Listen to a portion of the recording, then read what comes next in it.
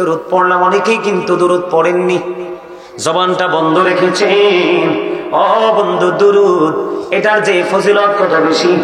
এই যে দুরূদ পড়লাম, যেই দুরূদ না পড়লে আপনার নামাজের মতো গুরুত্বপূর্ণ ইবাদত আল্লাহর দরবারে কবুল হয় না। আল্লাহু আকবার বলেন না?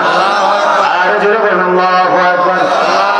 ঈমান আনার পরে সবচেয়ে বড় আমল হলো নামাজ, কারণ নামাজ হলো জান্নাতের চাবি, মুমিনের জন্য মেরাজ। ও বন্ধু, নামাজ এমন একটা নিয়ামত, নামাজ পৃথিবীর মুমিনকে খারাপ কাজ থেকে কন্টিনিউ দূরে রাখে। এই গুরুত্বপূর্ণ তো পাওয়ারফুল নামাজ পর্যন্ত বন্ধু আল্লাহ পর্যন্ত পৌঁছাবে না নবীর প্রেমের দুরূদ যদি আপনি পড়তে না পারেন। নামাজের মতো গুরুত্বপূর্ণ ইবাদত কবুল হওয়ার ডকুমেন্টারি আপনি পাওয়ার দলিল হলো বন্ধু দুরূদ। সুবহানাল্লাহ বলেন না? আর জোরে সুবহানাল্লাহ। দুরূদের আরো ফজিলত রয়েছে। আপনার আমার জন্য যে জান্নাত আল্লাহ রাব্বুল আলামিন বানিয়ে রেখেছে, এই দুরূদ হলো জান্নাতে যে আমরা যাব, জান্নাতের মূল্য দেওয়া। আপনি যত দুরূদ পড়বেন জান্নাতের মূল্য আদায় হয়ে যাবে। ও বন্ধু, এই দুরূদের ফজিলত এত বেশি, এই দুরূদ পড়লে আপনি মরার আগে জান্নাত দেখে মৃত্যুবরণ করতে পারবেন। আর জোরে বলুন না সুবহানাল্লাহ, আর জোরে বলুন না সুবহানাল্লাহ। বন্ধুরে আমার, এই দুরূদ যদি আপনি কন্টিনিউ পড়তে পারেন সকাল টু সন্ধ্যা, দিবা রাত্রি বন্ধু, আপনার এই দুরূদ পৌঁছে রাতের ফলটা 30,000 বছরের রাস্তা হবে। চুলের চাইতে চিকন হবে, হীরার চাইতে ধার হবে। উপর দিক দিকে আগুন, নিচের দিকে ঝুলন্ত, নিচের দিক দিয়ে আগুন উপরের দিকে উদিত। ওই ভয়ঙ্কর পৌঁছে রাতের ফল পার হওয়ার জন্য দুরূদ গুরুত্বপূর্ণ ভূমিকা রাখে। আমি একটা একটা করে বলে বন্ধু ছোট্ট করে বলবো, তারপরে আমি আমার আলোচনায় যাব। বন্ধুরি আমার, আমি আপনাদেরকে বলে দিতে চাই, আজকের দিন গেল কোন দিন? জুমা কিন্তু শেষ হয়ে গেছে। সূর্য অস্ত যাওয়ার সাথে সাথে কিন্তু জুমা শেষ হয়ে গেল। আপনারা জানেন না বন্ধুরে আমার, কেউ যদি মদিনার নবীর সাথে প্রেমের ডুরি লাগাইয়া প্রত্যেক জুমার দিনে মাত্র 80 বার দুরূদ পড়তে পারে, তার 80 বছরের সগীরা গুনাহ আমার আল্লাহ মাফ করে দেয়। তাহলে যারা দুরূদ পড়ে না তারা লাভে আছে না লসে আছে? এত বেশি লস, যেটা শোধ করা সম্ভব হবে না এমন সময় বুঝতে পারবে। ঠিক কিনা বলেন বন্ধু? 2 নম্বরে যদি আপনাদেরকে বলি রে, আমার নবী হযরত আলী রাদিয়াল্লাহু তাআলা আনহুকে ডেকে ডেকে বললেন, আলী রে, ও আলী, তুমি শুনে রাখো, প্রত্যেক দিন তুমি ঘুমানোর আগে কিছু আমল করে ঘুমাবা। ইয়া রাসূলুল্লাহ, কি গো নবী? আমার নবী বললেন 4000 দিনার সদকা দিয়ে ঘুমাও। আমার নবী বললেন একটা কোরআন খতম করে ঘুমাও। আমার নবী বললেন জান্নাতের মূল্য দিয়ে ঘুমাও। আমার নবী ডেকে ডেকে বললেন উভয়ের বিবাদ তুমি মিটিয়ে ঘুমাও, একটা হজ করে ঘুমাও। আলী একটা ডাক দিয়ে বললেন, আলীর পরিচয় জানেননি, আহলে বাইতের অন্যতম একজন সদস্য। হযরত আলী যাকে সম্বোধন করে আমার নবী বলেছেন আনা মাদিনাতুল ইলম ওয়ানিউল বাবুহা। আমার নবী বলেছেন I am a city of education, the gate of that city is Ali. আমার নবী বলেছেন আমি হলাম শিক্ষার শহর, আর সেই শহরের দরজা হলো আমার আলী। আলীর পাওয়ার আছে না নাই? চতুর্থ খলিফা ও বন্ধু, এবং রাসূলের কলিজার টুকরা যাকে নবী আদর করে ডাকতেন উম্মে হাবিবা, মা খাতুনে জান্নাত ফাতেমার প্রিয় স্বামী। ও বন্ধু, ইমাম হাসান হুসাইন 2 ভাই, হযরত আলীর সুযোগ্য শাহজাদা। ঠিক কিনা? আর জোরে বলেন না? হাসান হুসাইনের বাবা দামি না কম দামি? আর জোরে দামি। কতটা দামি কি একটু বলবো? আমার নবী বলেছেন হুমা রাইহানাইয়া মিনাদ দুনিয়া। আমার নবী বলে দিয়েছেন Imam Hasan and Hussain to my flower in the world. আমার নবী বলেছেন ইমাম হাসান হুসাইন 2 জন আমার 2টা ফুল। সুবহানাল্লাহ। আমার নবী বলেছেন আল হাসান ওয়াল হুসাইন সাইয়্যিদা শাবাবি আহলিল জান্নাহ। আমার নবী বলেছেন Imam Hasan and Hussain are the leader of younger people in জান্নাহ। আমার নবী বলেছেন ইমাম হাসান হুসাইনের 2 ভাই। আজকে যারা এই গলিয়ার চর পূর্ব পাড়ার যুবক তোমরা এসেছো, তোমাদের জন্য অত্যন্ত গুরুত্বপূর্ণ গোড এই নিউজটা। আমার নবী বলেছেন, যুবক যারা, ইয়াং মেন যারা আল্লাহ রাসূলের পাগল, ওই যুবকদের জান্নাতি লিডার হবে ইমাম হাসান হুসাইন দুই ভাই। তাইলে যুবক যারা মাহফিলে যায় তারা দামি না কম দামি? যারা মসজিদে যায় তার দাম কম না বেশি? শুধু বেশি না, অবর্ণনীয় বেশি। কাল হাসরের দিন আল্লাহর আরশের ছায়া ছাড়া কিছুই থাকবে না। আল্লাহ রাব্বুল আলামিন সেই দিন ওই নবীর প্রেমিক, আল্লাহ প্রেমিক, আহলে বাইত প্রেমিক, ওলি প্রেমিক, তাদের জন্য আরশের ছায়ার নিচে একটা জায়গা বরাদ্দ রেখেছে পৃথিবীর সকল যুবকদের জন্য। জোরে জোরে কন্যা সুবহানাল্লাহ। তাহলে আমি যেটা বলতে চেয়েছিলাম, আলীর দাম আছে না নাই? আছে। হযরত আলী নবীকে ডেকে ডেকে বললেন, ইয়া রাসূলুল্লাহ, এই কাজ কি আমার পক্ষে সম্ভব? আমার নবী একটা ডাক দিয়ে বললেন, আলী রে, প্রতিদিন ঘুমানোর আগে 4 বার সূরা ফাতিহা পড়ে ঘুমাও, তাহলে তোমার 4000 দিনার সাদকা আদায়ের সওয়াব পেয়ে যাওয়া। এত সহজ করেছি শুধু আমরা উম্মতের জন্য। দাদা ভাই কি বলে? এই উম্মত এত ইজি করেছেন আমাদের প্রমোশন বাড়ানোর জন্য। বল হুজুর কারণ কি? কারণ সব নবীর চাইতে আখির নবীর উম্মতের হায়াত ছোট, এত অল্প সময়ে এত লম্বা আমল করতে পারবে না। এই জন্য স্পেসিফিক তাদের জন্য কিছু স্পেশাল টাইম বরাদ্দ করেছেন আল্লাহ আল্লাহর হাবিবের মহব্বতের কারণে। সুবহানাল্লাহ বলে না? সুবহানাল্লাহ। তো দুর্বল হলে চলবে? ইউ আর ভেরি উইক,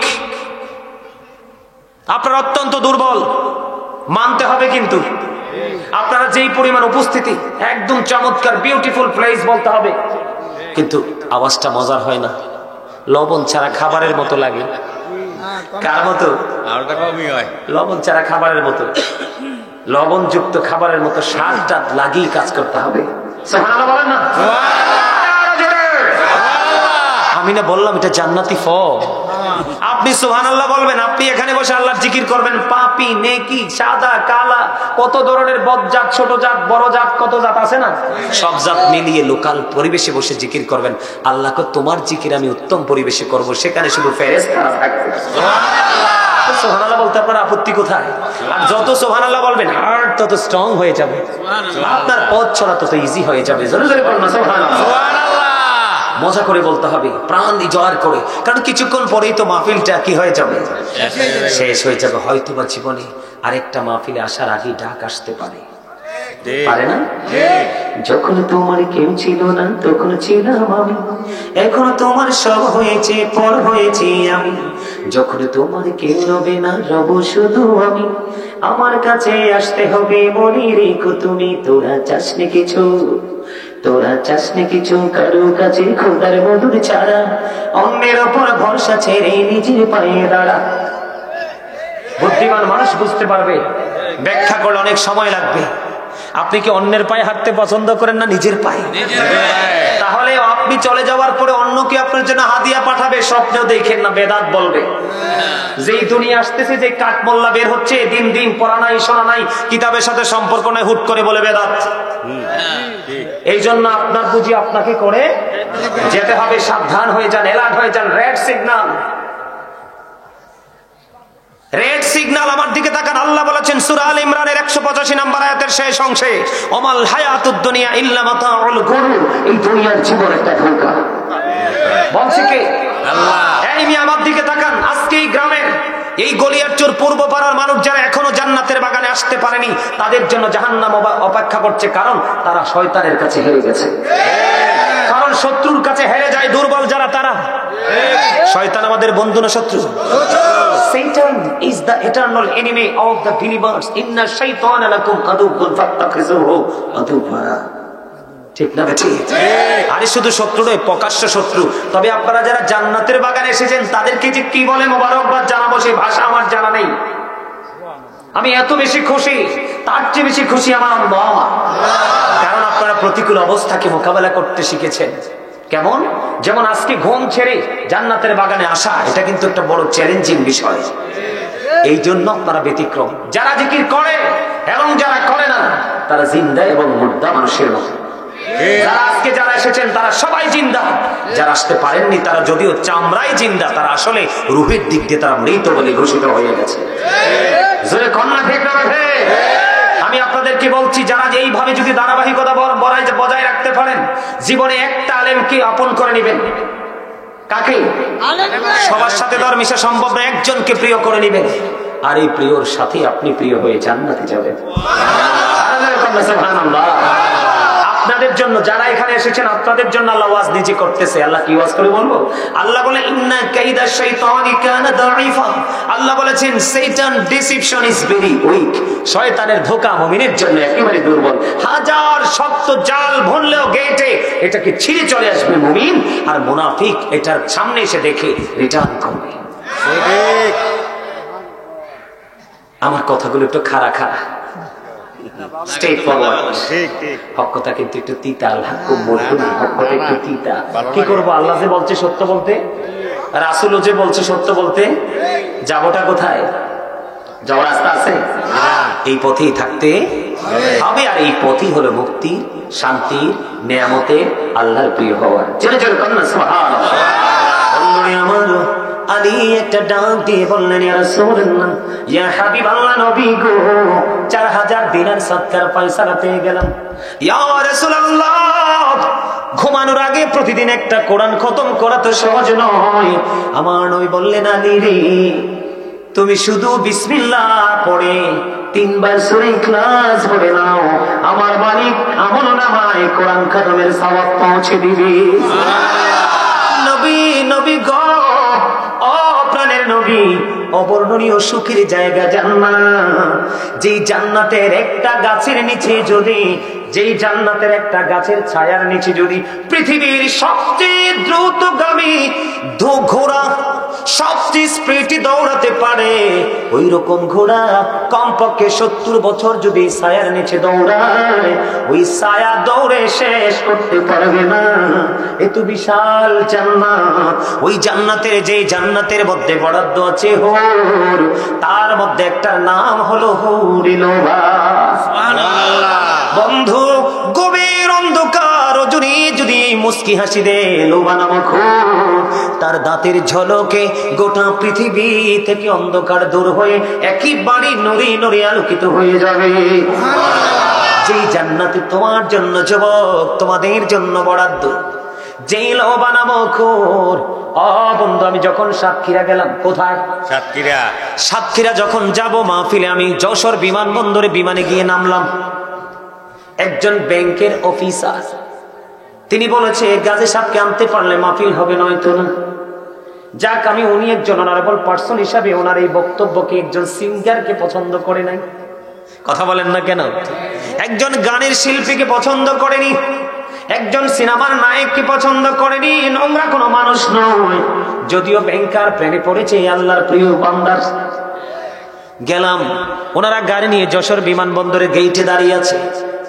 এখন বন্ধু, কিছু দূর যেতে হবে মোটর সাইকেলে, কিছু দূর যাই গরম হাওয়া, কিছু দূর যাই একবারে ঠান্ডা হাওয়া। টেনশনে পড়ে গেলাম, কোন বাংলাদেশে আসলাম, ফার্স্ট টাইম। এবার কিছু বলি না, লজ্জাও পাই, মানুষ কি মনে করে।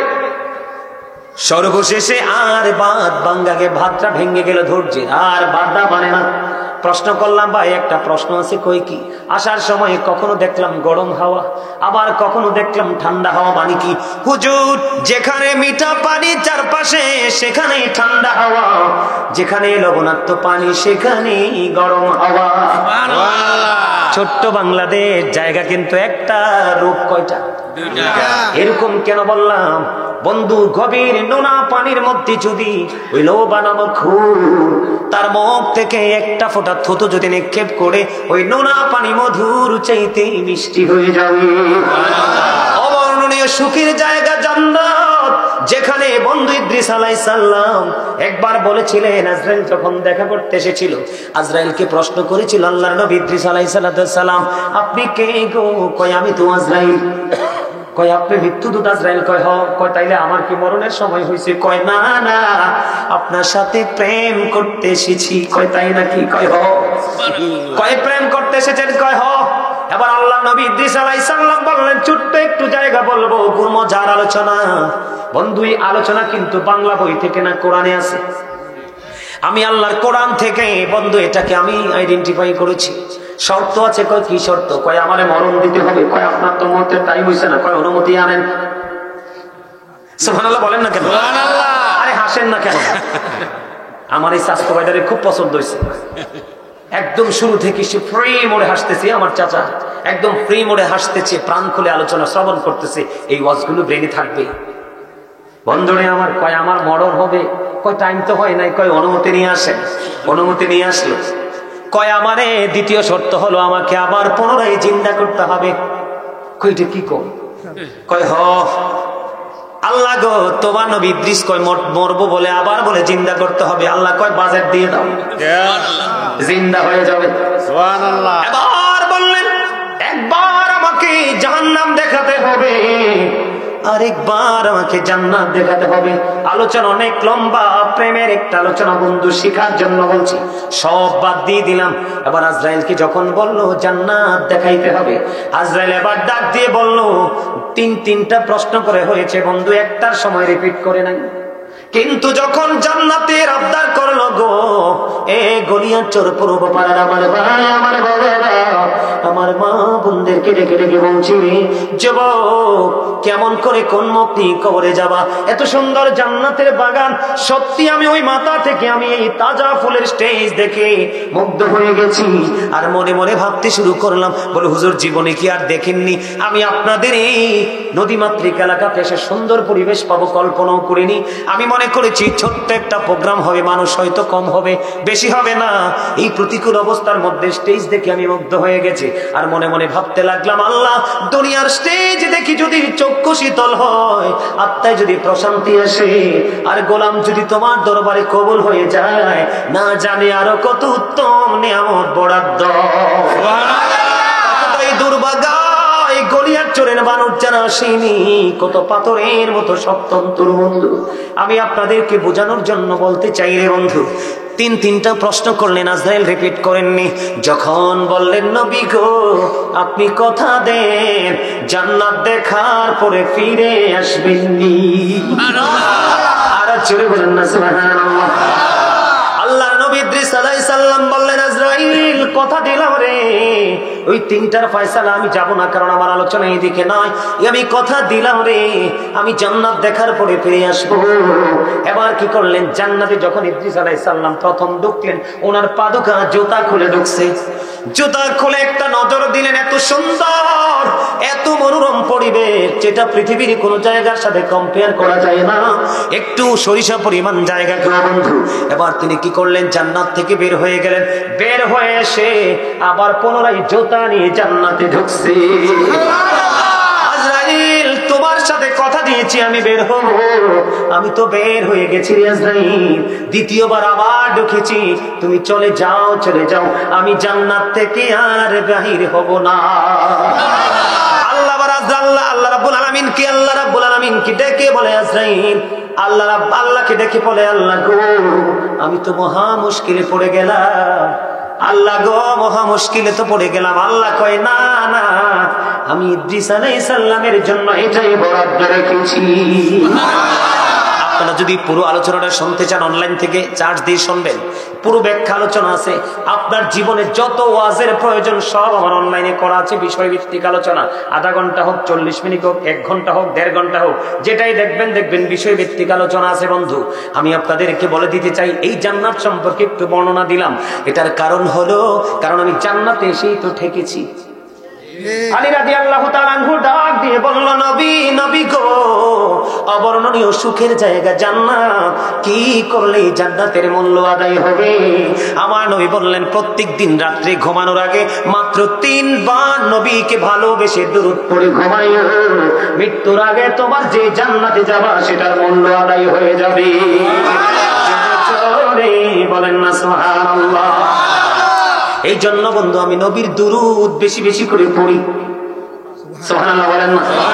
আমার আল্লাহ নিজে পড়ে, ফেরেশতাদেরকে নিয়ে, ইন্নাল্লাহা ওয়া মালাইকাতাহু ইউসাল্লুনা আলান নবী ইয়া আইয়ুহাল্লাযীনা আমানু সাল্লু আলাইহি ওয়া সাল্লিমু তাসলিমা।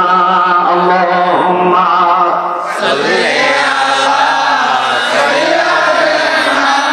مولانا محمد وعلى آله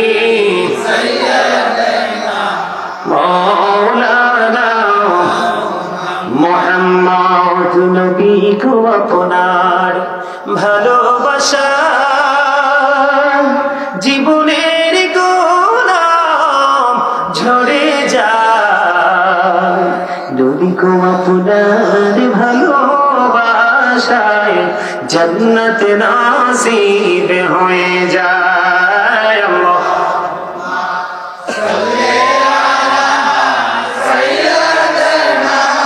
مولانا محمد وعلى آله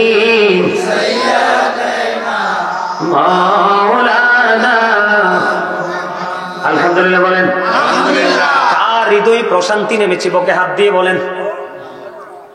যার যার কিন্তু যার শান্তি লাগে না এই হাত যদি দেন তাহলে হবেন মুনাফিক।